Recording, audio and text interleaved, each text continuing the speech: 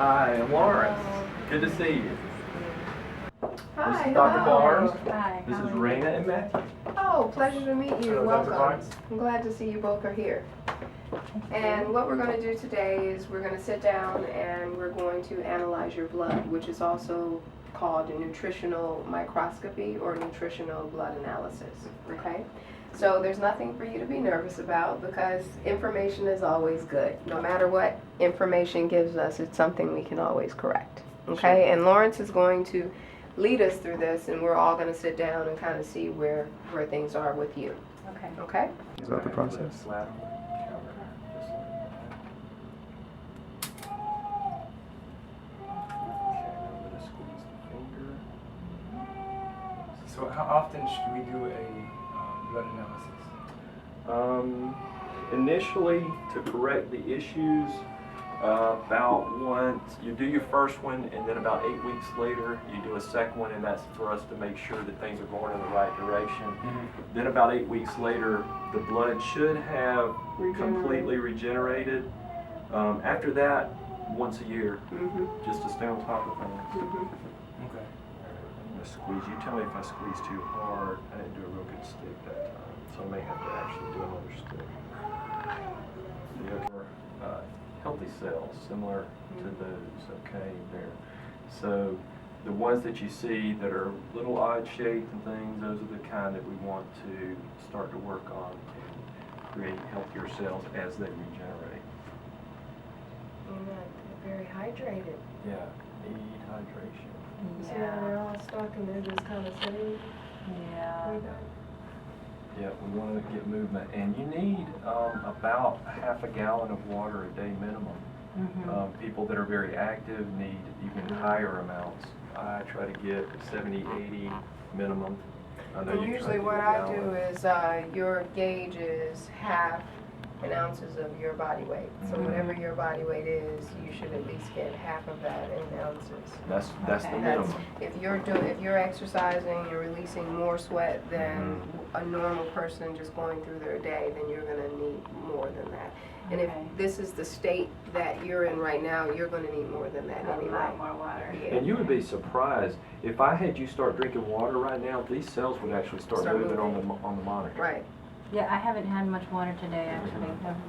Yeah. But what we're going to work on is the shape. Okay, I'm this sorry. is a white blood cell right in the middle of a bunch of fungus, and the white blood cell is trying to do away with the fungus.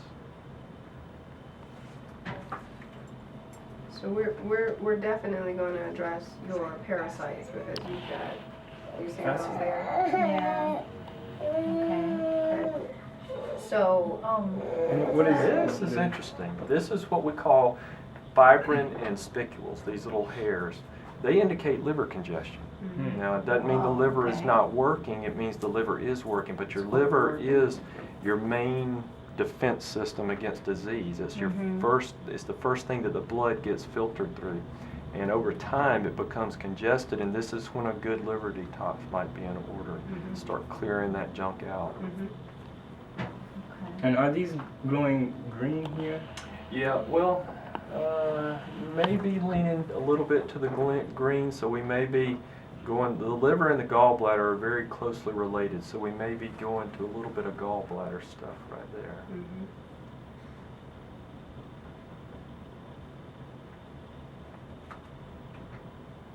Wait.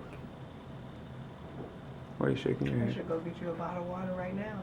I feel like it. And we have But this some is the reason why this is so valuable, Yes. because the moment people see what's really going on the inside. So when we get dressed and wake up every morning, we say, how do we look today? Right?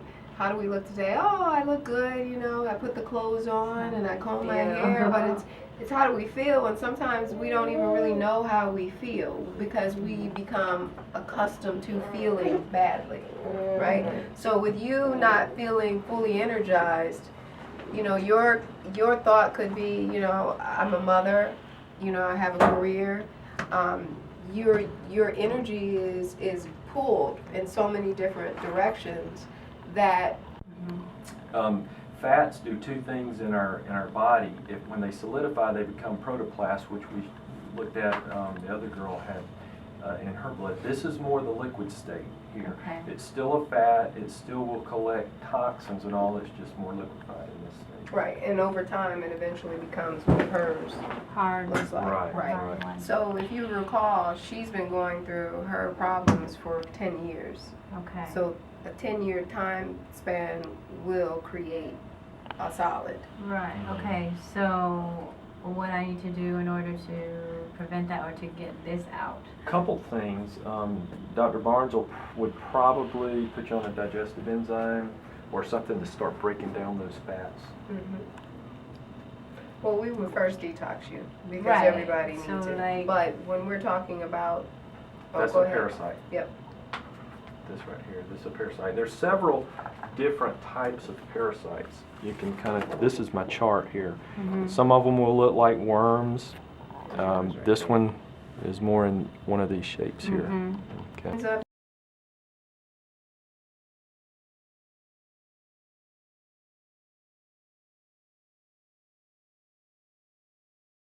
if you can imagine a movie, scary movie, and the monster or the bad guy is disguised as something, they take on different disguises, parasites do. Oh, so that's why it looks like it could be a cell, but Correct. not And really. and parasites, the moment you start addressing them within 30 days, if you haven't really, it takes longer typically to get rid of. So I noticed that the cells are not all the same shape. What does that mean? Like when these cells are oval shaped, that looks like a face right there. In different sizes, yes. One of the things that we want to do is we want to create overall health, and that it starts with the health of the blood. And the cells, we want them to be nice, round, and uniform in size.